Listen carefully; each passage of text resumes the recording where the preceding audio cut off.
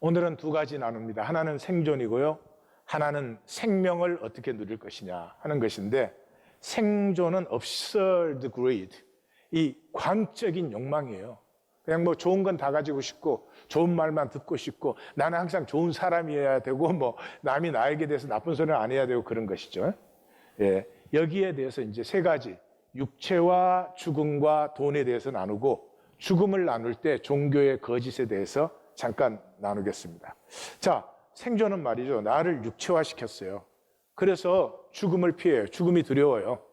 그래서 물질화되었어요. 물질화되었다는 것은 물질을 많이 확보할수록 마음이 안심이 되는 거예요. 근데 이게 물질은 말이죠, 현상이어서 한계가 없죠. 그래서 무적용이 돼요. 무적용.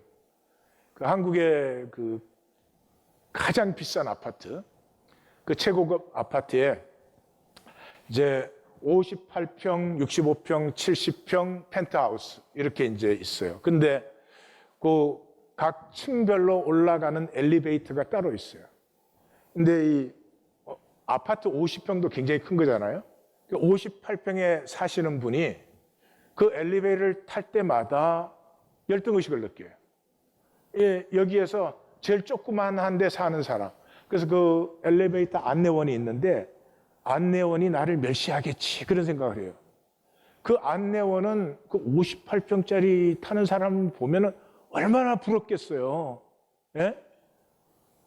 근데 그 사람은 그 열등의식을 느끼는 거예요.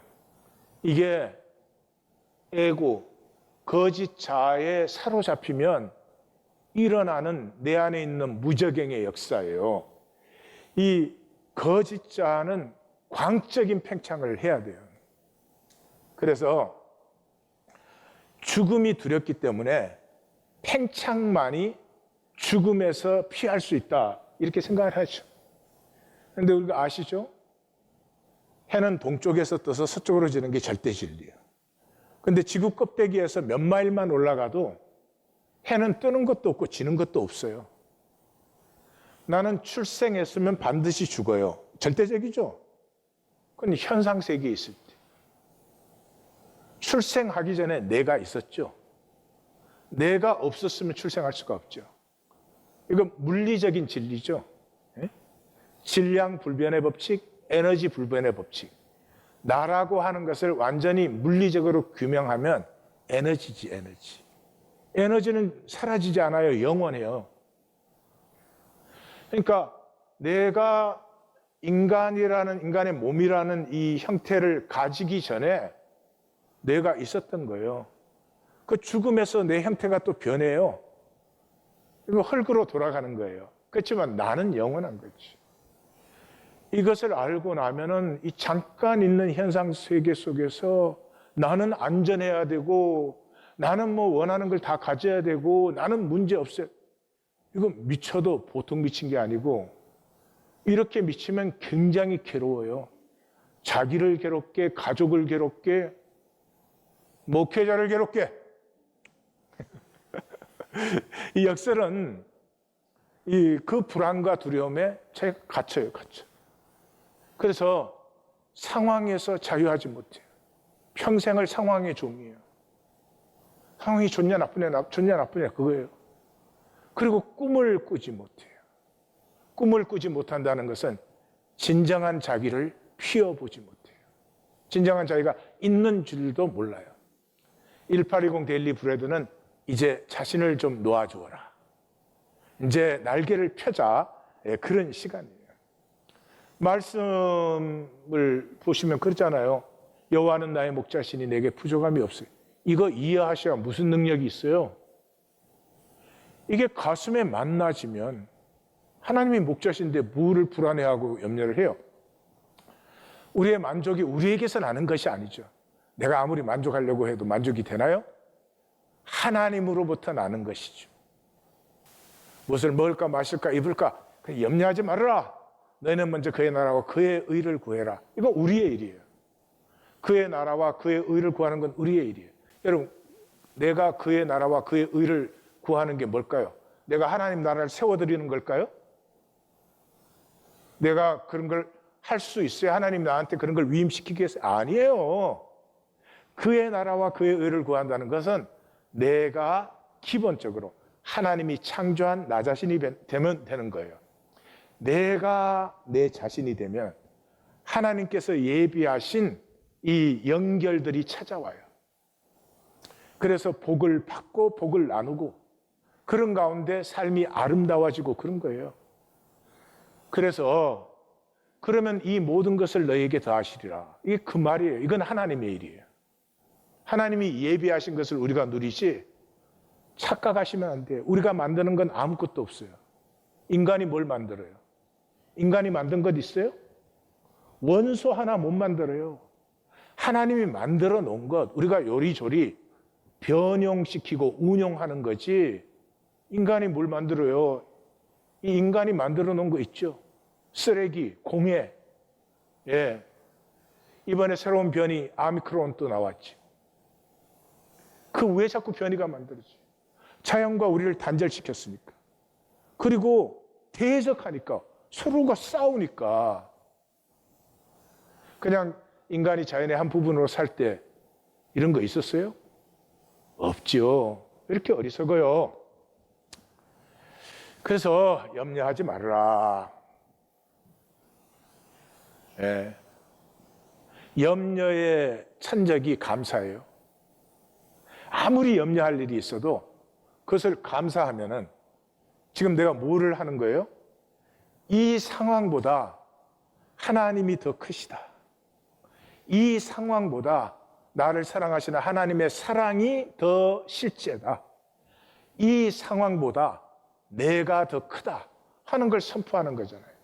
그러니까 뭐 문제가 생기면 이게 절대화되기 쉬운데 순식간에 상대화되고 힘을 잃어버리죠. 이제 죽음에 대해서 보겠습니다. 죽음은 이제 마귀가 이게 거짓의 핵심 부분이죠. 왜요? 죽음을 끝이라고 속였으니까.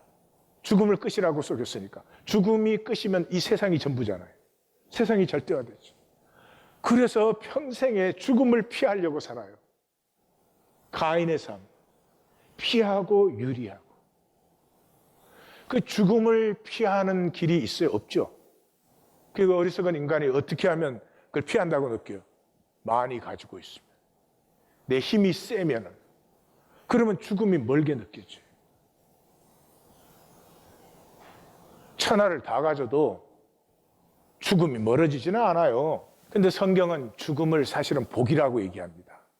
죽음에 이 생명의 가장 절실한 복이 4가지가 들어있어요. 죽음에서 하나님과 하나로 회복돼요. 아브라함이 이삭을 제사 지내려고 모리아산에 올라갔죠. 이삭을 제사 지내려고 해요. 그때 아브라함은 죽은 거예요. 아버지가 죽지 않고 자식을 죽일 수 없어요. 이삭이 아니고 아브라함이 죽은 거예요. 그런데 하나님께서 나타나사 그에게 아무 일도 하지 말아라. 그리고 너가 진정으로 나를 경외함을, 나와 함께함을 내가 이제 알았다. 이렇게 말씀하시죠. 예, 우리에게 완전한 자유의지를 허락하셨기 때문에 하나님이 내가 뭐 할 거라고 미리 알지 않아요. 나를 믿어주시는 것이지. 그래서 그 순간에 살아난 것은 아브라함이에요. 살아난 아버지가 자기 안에서 아들을 살려내는 것이에요. 죽음에서 하나가 되는 거죠. 또 야곱이 그 약복강가에서 하나님을 대면하여서 만났잖아요. 하나님을 대면해서 만나면 죽는 거죠. 그런데 그때 죽은 건 누가 죽었어요? 야곱이 죽었죠.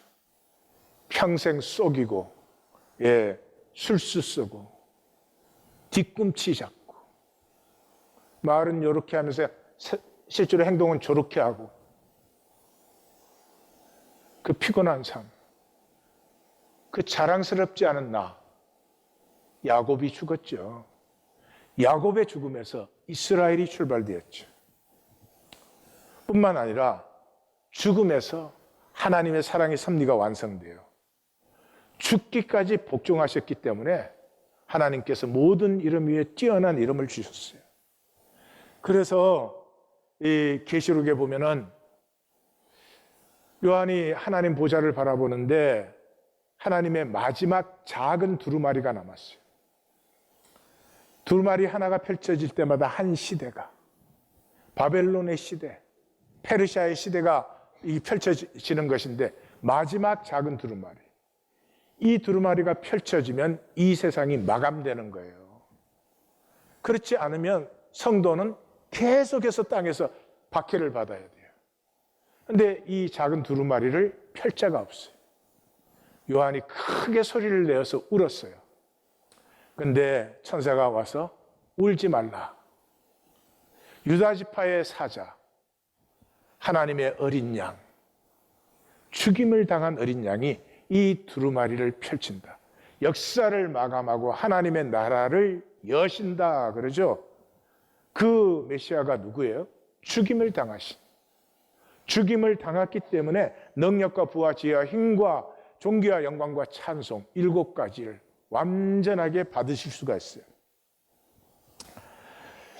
주님께서 죽으심으로 우리를 위한 하나님의 사랑을 확증해 버렸어요.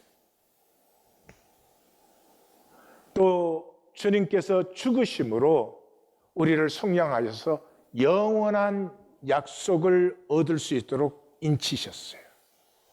죽음에서 사랑의 섭리가 완성돼요. 죽지 않으면 이 웃기는 현상이 영원히 계속되겠죠. 뿐만 아니라 생명은 죽음을 넘었을 때 피어나는 것이. 나를 따르는 자는 자기 십자가를 지고 죽음을 향해서 걷는 자다. 죽음을 피하는 자는 그건 나를 따를 수가 없죠. 죽음을 향하는 사람은 뭐예요? 죽음에서 내 삶이 완성, 마감, 내 삶과 존재의 의미와 가치가 확정되기 때문에 싸울 선한 싸움이 있고 달려갈 길이 있는 것이고 지킬 믿음이 있는 것이죠. 그래서 사도 바울은 나는 날마다 죽노라 뿐만 아니라 죽음에서 영원한 나가 확정돼요. 예수님께서 십자가의 죽으심으로 찬송받을 자의 아들, 하나님의 아들 그리스도다. 권능자 우편에 앉았다가 구름을 타고 오실 그 인자, 심판자다. 역사의 심판자다. 유대인의 왕이란 말은 수도 없이 나와요. 하나님의 아들 이스라엘의 왕. 이거 예수님의 본래의 정체성이에요. 그게 죽음에서 온전히 드러나는 거예요. 그래서 십자가에 죽을 때 예수님이 좀 아플 텐데 내가 좀 참아야 될 거야 뭐 이랬어요? 아니요. 영광을 받을 때가 왔다. 예. 하늘의 미랄이 죽지 아니하면 그대로 있는 거예요. 근데 죽으면 영광을 얻는 것이에요.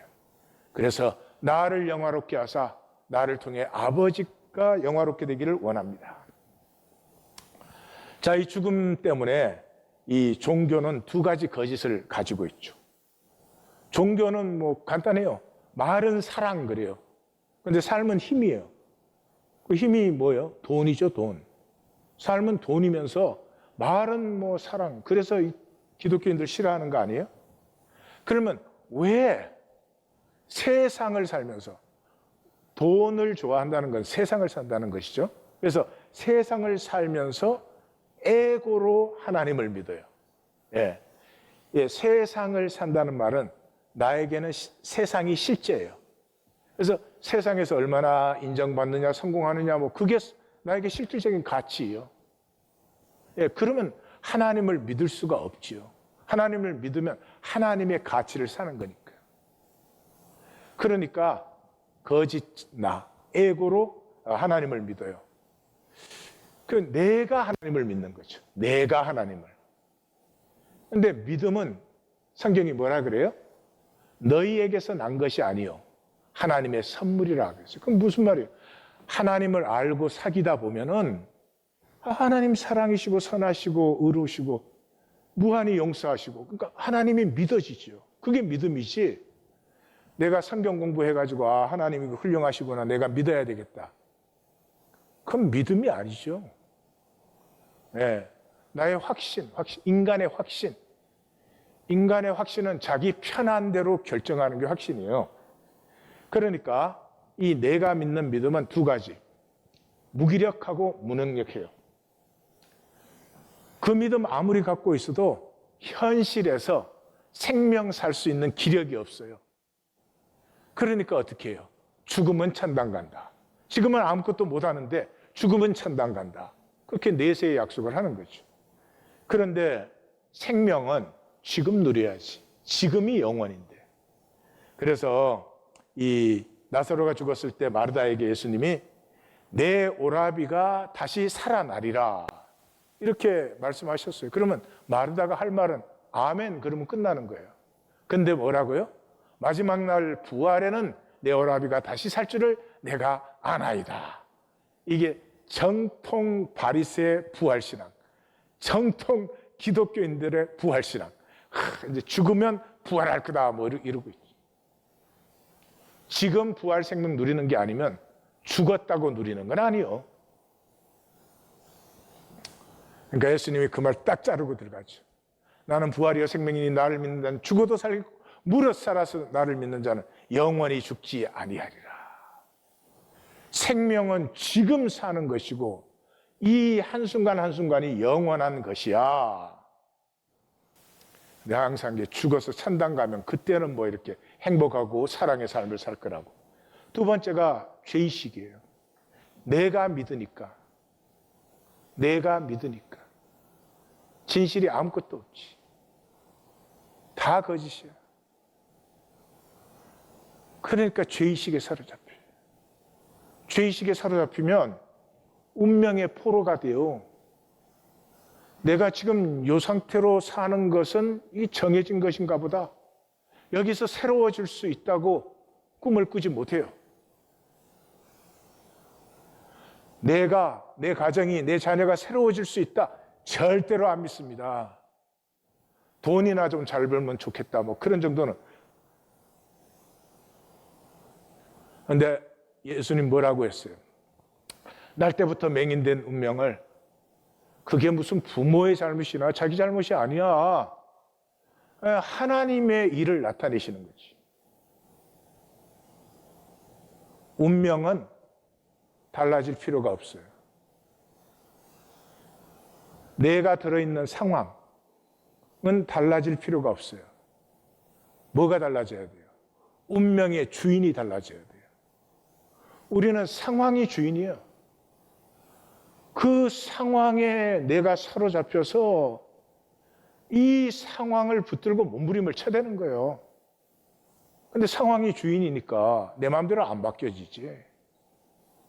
운명의 주인은 나예요. 하나님이 나를 다스리라고 창조하셨잖아요.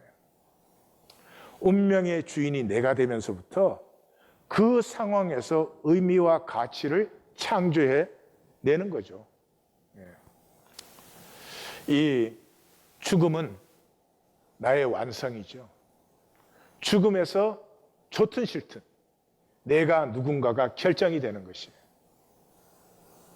그리고 이 죽음은 흙에서 내 육체로 누렸던 이 물질이 다시 흙의 상태로 돌아가는 것 뿐이에요. 죽음은 영혼을 결정해요. 성경은 한마디를 딱 하는 거죠. 하나님께서 너와 나는 하나다. 그게 성경이에요. 너와 나는 하나다. 그러니까 문제는 내가 죽었을 때 하나님과 단절되는 이것밖에는 문제될 일이 없어요. 죽었을 때 가장 중요한 거는 현상적으로 얼마나 잘 살았냐, 뭐 성공했냐 그런 거 아니에요. 존재예요. 내가 하나님과 하나 된 존재냐, 하나님으로부터 단절된 존재냐 그거예요. 그걸 위해서 하나님이 자유의지를 우리에게 주셨죠. 그 왜 자유의지를 주셔? 그냥 단몽땅 하나로 그냥 만들어버리시지. 자유의지가 없으면 사랑의 하나됨은 없지요. 하나님의 하나됨은 물리적, 조건적, 환경적, 상황적 하나됨. 그건 하나됨이 아니에요. 하나님에게 하나됨은 사랑의 하나됨밖에 없어요. 그 다음에 돈이에요. 돈은 이제 좀 자세히 나누겠지만 오늘은 돈이라는 것은 도구다 하는 걸 좀 나누십시다. 마귀도 도구로 쓸 수 있고 하나님도 도구로 쓸 수 있죠. 그래서 돈은 이 현상계, 우리가 이제 육체를 입고 세상에 살잖아요. 그러니까 우리의 삶이라고 하는 것은 가치를 표현하고 있는 거예요. 그게 좋은 가치도 아니고 도둑은 도둑 가치를 표현하고 살고 있겠죠. 예. 그래서 이 가치 표현이 돈을 통해서 이루어져요. 그래서 돈 사용이 관계의 밀도를 결정하는 거예요. 자식에게는 아낌없이 쓰시죠. 자식은 사랑하니까. 예. 남을 위해서는 그렇게 못 쓰시죠. 또 그렇게 써서도 안 되죠. 왜요? 그런 관계가 아니니까. 예. 그래서 돈은 도구예요. 가치를 표현하는 도구예요. 주인이 되면 절대로 안 돼요. 주인이 되면 절대로 안 돼요. 그런데 현상을 사는 사람은 돈을 거짓의 도구로 쓰죠. 돈 가지고 잘난 척, 못된 것처럼 예수님 말씀대로 그저 보이기에 쓰죠. 실제를 사는 사람은 뭐를 어떻게 쓰겠어요? 돈을 쓰는 자리마다 생명이 나누어지도록. 생명은 나눔에서 자라고 나눔에서 풍성하고 복되어지니까. 그래서 보물을 하늘에 쌓아두라. 내 보물이 있는 그곳에는 내 마음도 있다. 그 말이 뭐예요? 내 마음이 사람에게 보이기를 원하는지, 사람들한테 대접받기 원하는 삶을 살고 있는지, 아니면 엄밀한 중에 보시는 하나님께 보이는 삶인지. 하늘이 어디예요? 현상의 단절이 아니라 하나님 안에 하나됨을 누리는 곳이 하늘이죠. 그곳에 마음을 두어라. 눈이 나쁘면, 근데 본질을 전혀 못 보면 보이는 게 현상뿐이에요. 보이는 게 사람뿐이에요. 보이는 게 이 물질뿐이에요. 그럼 그 마음이 얼마나 어둡겠어요. 기쁨이 있을 수 있을까요? 욕심의 만족은 있을지 모르지만 기쁨, 행복 그런 것은 없는 것이죠. 너희가 하나님과 저물을 겸하여 섬기지 못하느니라. 섬긴다는 말은 존재를 규명하는 거예요. 무엇을 섬기느냐는 것은 내 존재가 그것에 종속되어 있는 거예요. 그렇기 때문에 영적이에요. 어떻게 섬김을 하나님도 섬기고 재물도 섬겨요? 거짓말이에요. 재물을 섬기고 있으면 하나님 못 섬기는 거예요. 예. 이제 두 번째, 생명 살기. 생명을 산다는 것은 실제적 관계를 누리는 것이에요. 존 켈빈이 그 기독교 강요라는 그 책을 썼는데, 이게 이제 종교 계획을 완성한 책이고요. 성경 다음으로 성경 같은 책이다. 저도 그렇게 생각을 합니다. 그 시작이 이래요. Faith, 믿음은 knowing God and knowing self. 하나님을 알고 나를 아는 것이다. 저는 이 문장보다 심오하고 광범위하고 이 놀라운 인간 문장은 없다 그렇게 생각을 해요. 하나님을 알고 나를 아는 것이에요. 에고는 상대를 알려고 하지 않아요. 상대를 이용하려고 해요. 나쁜 뜻이 아니에요. 악한 그런 것이 아니에요. 에고의 본성이에요. 그래서 생명은 알고 통하고 싶어요.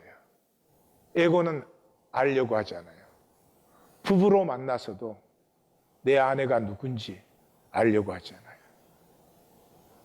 요즘은 자식도 모르는 시대예요. 자식을 현상적으로 잘 만들어야 된다는 생각 때문에 자식을 알려고 하지 않아요. 선지서 17권의 중심은 호세아서예요. 호세아서의 6장 6절을 마태는 예수님의 갈릴리 사역의 두 기둥으로 우뚝 세우잖아요. 나는 긍휼을 원하고 제사를 원하지 않는다. 종교 원하지 않는다. 호세아 6장 3절이 17권의 중심이에요. 우리가 여호와를 알자, 힘써 여호와를 알자. 여기 하나님 알자 그럴 때 지식적으로 배우자, 종교적으로 알자 그런 뜻이 아니에요. 가장 가까운 뜻이 사귀자. 하나님과 사귀면 하나님을 알게 되잖아요. 그런데 종교는 하나님 아는 거 별로 관심 없어요. 하나님이 나에게 이용되는 거예요. 그래서 이 생명 살기는 하나님을 알고 나를 아는 것인데, 하나님에 대해서는 두 가지만 보겠어요. 첫째는 십자가예요. 예수 그리스도가 나타나신 여호와 하나님이다. 여호와 하나님이 출애굽기에서 처음으로 자기를 소개하죠. 뭐라고 소개해요? 나는 히브리 사람의 하나님이다 라고 3번을 모세에게 말을 했죠. 그런데 그 히브리 사람의 하나님이 뭐냐? 히브리 사람이라는 것은 강을 건넜다, 그런 뜻이에요, 히브리가. 그래서 이때가 제국이 열리던 시대예요. 사르곤의 아키드 제국이 시작되어 가지고 아수르 막 이렇게 본격적인 제국 시대가 열려요. 이 민족들을 정복해서 제국화하면서 거기에 억눌리고 착취당하고 학대받고 그 삶의 모든 권리와 터전을 빼앗겨버린 사람들, 그 사람들이 강을 넘는 것이죠. 살아남기 위해서. 강을 넘으면 광야인데 그 당시 광야에서 어떻게 살아요? 그래서 애굽 쪽으로 많이 모이게 된 것이죠. 그런데 인류 역사의 신은 항상 힘 있는 자의 신이었어요. 아수르의 신은 아수르 왕궁과 왕족의 신이죠. 지금 미국은 아닌가요? 똑같아요. 누가 라비해요? 돈 있는 사람들이 라비하죠. 인류 역사에 신은 전부 힘 있는 자의 신이었지, 약하고 억눌린 자의 신은 한 번도 없었어요. 그런데 하나님이 나타나셔서 나는 히브리 사람의 하나님이다. 그 찢기고 학대받고 착취당한 그 삶의 아픔 속에 내가 함께 하려고 내가 내려왔다. 이 하나님이 구약의 하나님이세요. 우리가 타락했을 때 우리만 에덴에서 추방했으면 되잖아요. 근데 우리와 함께 하시기 위해서 자기가 스스로 추방되셨어요. Self-exiled God. 지성소에 거하세요. 지성소, The Holy of the Holies. 말이 멋있죠? 죽음의 장소예요. Toxic. 대제사장이 들어가서 잘못하면 죽는 자리예요. 그래서 방울을 달고 밧줄을 묶는 거예요. 하나님이 우리 가운데 하나님으로 계시면 백성이 죽으니까 자신이 죽음의 자리에 거하심으로 백성을 살게 하십니다. 지금 우리가 세상 사는 거 이거 뭐 하고 있는 거예요? 존재의 담보 만드는 거예요. 나 성공했다, 나 돈 있다, 나 잘났다, 나 성취했다, 이게 다 뭐예요? 나는 존재할 가치가 있어. 나는 존재할 가치가 있어. 무시하지 마. 이거 하는 거예요. 이런 어리석은 일이 있나요? 내가 하나님이 창조했으니까 존재하지. 성공했다고 존재해요? 지금 온 세상은 이 담보 만들기에 미쳐 있잖아요. 그래서 고대 근동에서 신이 존재하려면 신까지도 그 신을 믿는 성전과 종교와 나라와 백성이 있어야 존재할 수 있어요. 그 솔로몬이 뭐 한 거예요? 이 이스라엘이라는 나라의 존재 담보를 자기가 만드는 거야. 이런 멍청한 일이 있나? 예? 솔로몬의 영광 다 합쳐도 덜에 백값 봐도 못한데 그런 담보, 이 잘려진 꽃에 붙이는 금딱지 계급장.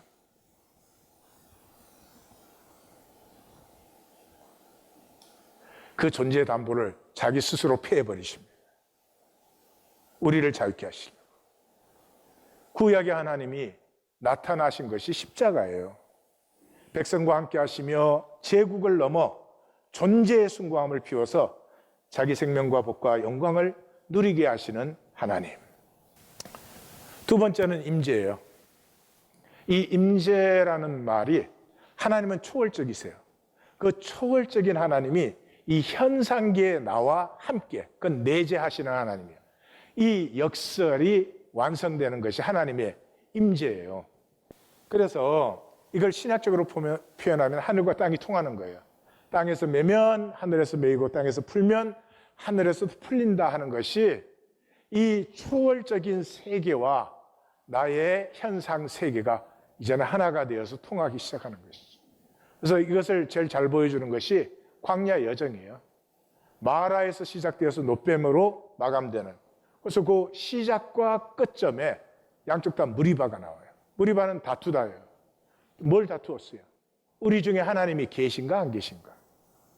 똑같은 여정을 지나가는데 하나님의 만나도 먹고 온갖 예비하심과 또 인도를 받는데도 그 임재를 만나는 사람이 있고 그 임재를 전혀 보지 못하는 광야라는 상황밖에 못 보는 사람이 있어요. 그래서 이 광야 여정의 핵심이 이렇게 나타나죠. 이 초월적 하나님이 모세를 만나서 얘기하시는데 친구를 대면하여서 얘기하듯이 그렇게 얘기를 해요. 이것이 하나님이 우리와 원하시는 거예요. 그래서 모세는 그 자리를 떠난 후에도 그 임재가 좋아서 그 임재에 남아있는 사람이 있어요. 여호수아. 그래서 모세는 약속의 땅에 못 들어갔죠. 여호수아는 들어갔어요. 임재가 핵심이에요. 이 임재는 포로지에서도 누리는 거예요. 바벨론 땅끝으로 포로로 잡혀갔어요. 근데 하나님이 땅끝까지 창조하신 여호와 하나님 거예요. 땅끝? 거기도 내가 있지. 그 임재하는 나를 바라보는 사람은 피곤치도 않고 곤비치도 않아. 여호와를 앙망하는 사람은 꿈을 꾸어요. 사막에 길이 나고 광야에 강이 흐르는. 이것이 신약에 어떻게 나타나요? 12를 세우셨으니 이는 자기와 함께 있게 하시고 그 함께함을 전하게 하시고. 그래서 복음서의 출발이 뭐예요? 임재예요. 자기 백성의 죄를 사하시는데 어떻게? 임마누엘, 하나님이 함께 하심으로. 아버지 품에 안기시면 죄 다 쓰러져 버리죠. 그 사랑 안에. 죄 짓지 말라고 해서 죄 안 지어지는 거 아니에요. 임재를 누릴 때 죄에서 자유함을 얻는 것이지. 그래서 말씀이 육신이 되어 우리 가운데 거하신 그 하나님의 함께하심 임재 안에서 영광과 은혜와 진리가 충만해요. 그래서 예수님의 총 바라보는 결론이 뭐예요? 아버지께서 내 안에 내가 아버지 안에 있는 것처럼 그들이 다 하나가 되어서 우리 안에. 이게 뭐예요? 하나님의 나라 천국이에요. 천국을 맛보는 것이에요. 이 현상 세계에 있는 동안은 10명만 모여도 이거 안 돼요. 두세 가정은 할 수 있어요. 자, 이 나는 하나님께서 자기의 다스림을 위임하기 위해서 사랑의 존재로 창조했어요. 다스린다가 사랑한다는 말과 똑같은 말이에요, 사실은. 그래서 하나님의 사람 창조를 보시면 창세기 1장 26절에서 우리의 형상을 따라 우리의 모양대로 사람을 만들어 모든 것을 다스리게 하자. 이게 블루프린트예요, 인간 창조에. 28절에서 하나님의 형상대로 사람을 창조하시고 복을 주시고 그들에게 이르시면서 생육, 번성, 충만, 정복하여 모든 생물을 다스리라 라고 다스림을 위임하셨어요. 그럼 어떻게 다스려? 이 다스림의 비밀이 나타나는 곳이 가운데 27절이에요. 어떻게 해요? 하나님의 형상대로 창조했는데 남자와 여자로 창조를 하셨어요. 남자와 여자로 창조했다는 말은 관계적인 존재인데 사랑의 관계적인 존재로 창조를 하셨어요. 그래서 마귀가 이 세상을 속인 것의 출발점이 남자와 여자예요. 이게 출발점이기 때문에 여기를 속이면 온 세상은 거짓 덩어리가 되는 거예요. 아무것도 몰라요. 그래서 성경은 뭐라고 해요? 아내들이요, 자기 남편에게 복종하기를 죽게 하듯 하라. 또 남편들아 아내 사랑하기를 그리스도께서 교회를 위하여 자신을 주신 것 같이 그렇게 사랑하라. 이런 거 읽고 그래요. 야, 지금 시대가 언젠데 아내라고 남편한테 복종을, 그런 게 성경을 믿을 수 있겠냐. 그러니까 그 사람 그 수준밖에 안 보이는 거예요. 남편과 아내가 제일 행복할 때가 언제인 것 같아요? 남편이 아내를 사랑해서 자기를 주는 사랑을 해요. 그 사랑 때문에 남편이 틀려도 복종하고 싶은, 그때가 제일 행복한 상태예요. 그런 행복한 삶을 누리라는 것이지, 이게 무슨 명령하고 복종하고 그런 얘기 아니잖아요. 아무것도 모르는 거예요. 그래서 남자와 여자됨에 만유의 비밀이 들어있어요. 남자와 여자가 진정으로 하나 되는 그 길. 나는 너에게 내 자신을 주고 너 역시 너 전체를 나를 위해서 나누어 줄 수 있는 그 길에서 비로소 진정한 하나가 되는 거예요. 그 전까지는 뭐예요? 같이 있는 하나예요. 결혼했으니까 생존 파트너. 같이 있는 하나에서 하나 된 둘. 이렇게 서로 사랑할 때 남편은 남편으로서 어느 때보다 뚜렷하고 아내는 아내로서 어느 때보다 뚜렷하면서도 둘이 하나를 누리는 것이죠. 이 모든 것의 출발점이 뭐예요? 나는 영이에요. 나는 육체가 아니에요. 나는 하나님의 형상이고 하나님의 사랑으로 창조한 존재예요. 나는 상황이 아니고 상황을 보는 봄이에요. 들려서 상황을 보고 상황에 반사하는, 리액트하는 나를 보지만 그건 내가 아니죠. 이 들린 내가 나죠. 이거 가장 잘 보여주는 게 통증이에요. 통증. 이 통증 학자들이 요즘 통증 연구가 많이 발달되는데, 통증은 자기가 관심을 기울이는 곳에서 느껴요. 그러니까 관심이 없으면 전쟁 때에 다리가 하나 잘렸어도 그 아픈 줄 모르고 후퇴도 하고 그래요. 그래서 통증에서 자유한 길은 통증을 없애야지, 통증을 줄여야지, 이럴수록 통증에 매달리는 거죠. 관찰자가 되라고 해요.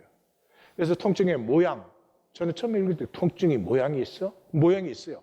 콕콕 찌르는 것도 있고, 이게 둔기로 두드리는 것 같은 것도 있고, 하여튼 그 다음에 크기, 이게 크냐 줄어드냐 이런 거, 그 다음에 느낌, 어떤 느낌이냐, 언제 오냐, 언제 가시느냐 등등, 그걸 자세히 관찰을 하래요. 근데 관찰하다 보면 통증은 없어지고 관찰하는 내가 남게 되는 거예요.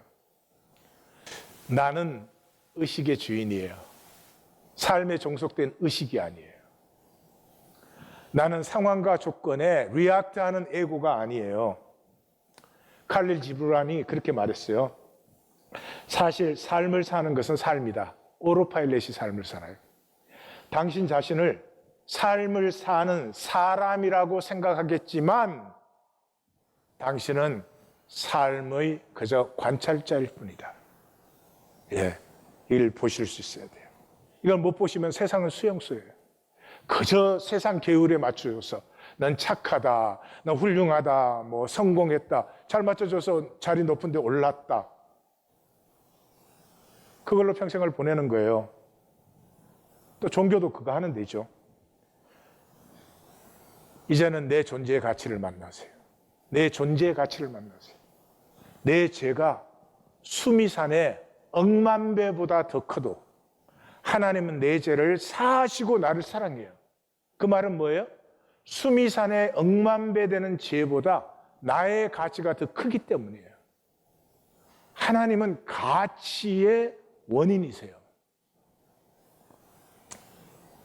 그러므로 상황에 종노릇하는 삶은 끝내고 나의 나됨을 누리기 시작하는 것이 1820 데일리 브레드입니다.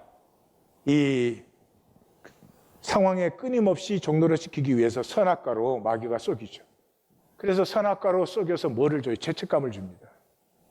그래서 부부싸움도 서로 다툴 때 뭐예요? 서로에게 죄책감 주는 거죠. 당신이 잘못해서 이렇다 뭐 이런 거겠죠. 그래서 이제는 이제 병자호란에 죄책감 느끼지 마세요. 우리 중에 그런 분 있어요? 병자호란 때 우리가 우리의 여성들을 지키지 못했다 그래서 막 죄책감 느끼는 분 있어요? 없죠. 예. 그와 마찬가지예요. 어제까지 내가 죄를 뭐를 졌어도 어제까지의 죄는 십자가 안에서 사함되었잖아요. 오늘 하루를 열 때 주님 새날을 감사, 깨끗하게 주셔서 감사. 예. 몸은 이 물질이잖아요. 물질은 에너지 파동이에요. 에너지 파동이에요. 그래서 주파수에 반응을 해요. 주파수에. 근데 하나님의 임재는 가장 높은, 그러므로 완전히 안식하고 평강한 주파수예요. 그래서 하나님의 임재에 우리가 얼라인 되기 시작하면서 몸과 마음도 새로워지고 사로잡혔던 데에서 자유함을 얻기 시작하면서 우리는 꿈을 꾸기 시작하죠. 그래서 끝까지 이 잘린 꽃에 금딱지 붙이기 하는 것을 끝내시고 이제는 현상의 결과보다도 그 본질의 자유를 누리는 시간으로 들어가셔야 돼요. 실제적으로 이제 이런 것들을 한번 해보세요. 싫은 일 미루기. 설거지 강박적으로 하지 마시고 싫으면 쌓아두어요. 네. 좀 쌓아두었다가 내 시간에, 내가 정한 시간에 해요. 그리고 할 때는 기쁘게 해버려요. 네. 그리고 그만두고 싶다고 생각할 수 있는 능력. 직장 때려칠 수 없잖아요. 그래도 먹고 살려면 직장은 해야 되잖아. 그래도 때려치고 싶다는 생각은 할 수 있잖아. 네. 그 생각까지도 죄의식을 느끼고 뭐 이래가지고 그 마음에서 뭐가 나오겠어요. 그리고 혼자도 있을 수 있고 같이도 있을 수 있고 그 다음에 적당히 타협할 수 있는 능력. 우리 사람이 절대는 없어요. 뭐가 절대예요? 절대는 없어요. 예, 내게 약점일 수 있어. 내가 부족한 점일 수 있어. 허용해줘요. 하나님이 언제 우리를 보고 완벽하라고 했어요. 그리고 고집을 내려놓는 능력. 아시죠? 다 고집 세우고 사는 거. 그건 내려놓으세요. 예? 그리고 강박적인 기분에 저항하는 능력. 예. 강박적인 것이 와도 이건 해야 돼. 전부 이런 거잖아요. 만약에 너무 강박적이면 하지 않아. 멈추면 되잖아요. 좀 멈췄다고 무슨 일이 일어나요? 그래서 삶이 꼬일 때 좀 버려두세요. 흐르면 풀리는데 삶이 꼬이면 이걸 더 범벅을 만들어가지고 오늘날 이렇게 자연이 조화를 맞추는 시간을 좀 허용해 주세요. 그냥 급해가지고 내 시간에 내 식으로 안 되면 몸살을 앓는 거야. 그건 다 어디서 나와요? 생각에서 나오는 거예요. 생각. 에고는 생각해요. 우리의 생명은 마음으로 나타나지. 그래서 생각은 다 어지럽고 복잡해요. 그래서 부부 사이에도 짐작을 해야 돼. 알 수가 없어. 저 인간이 뭘 생각하는지. 그리고 그건 전부 감정화시켜요. 감정은 내 이 화학신호, 전기신호로 만들어내는 거예요. 실제가 아니에요. 감정이 생기면 또 그 감정 때문에 자기를 못 살게, 남을 못 살게. 이제는 생각을 좀 내려놓으시고 마음을 사세요. 마음은 맑고 단순해요. 마음은 통해요. 마음이 열리면요, 아내가 고마워요. 아내가 참 고맙고 아내의 아픔이 느껴지고. 마음을 이용하지 마세요. 이 현상의 삶이라는 건 생각으로 마음을 이용해 먹는 거지. 마음을 억지로 부려요. 마음을 생각에 맞추면 삶이 억지가 되어버려요. 현상적인 성취, 성장, 성공에 기가 눌려서 자신을 못 누리는, 도대체 어때야 되는 건데 자기를 못 누리는, 하나님을 알지 못하는, 하나님이 나를 창조하셨는데 그 모든 사람으로 1820 데일리 브레드는 이제 그런 것들과 결별합니다. 생명 누림으로 들어갑니다. 우리 1세와 2세의 가장 큰 문제가 뭐예요? 1세는 헌신적으로 2세를 섬겨줬죠. 근데 2세는 고마워하지 않아요. 왜요? 행복하지 않은 섬김이니까. 자녀를 섬길 때 그 섬김을 즐기고 행복해 했다면 아마 피차 피어나고 참 행복할 거예요. 근데 행복하지 않게 섬겨줘요. 부부 사이에 그거 원하세요? 네가 나를 섬기는데 행복하지 않은데 섬겨줘. 그건 안 섬기는 게 낫잖아요. 우리는 거짓을 넘어서 실제로 들어갑니다.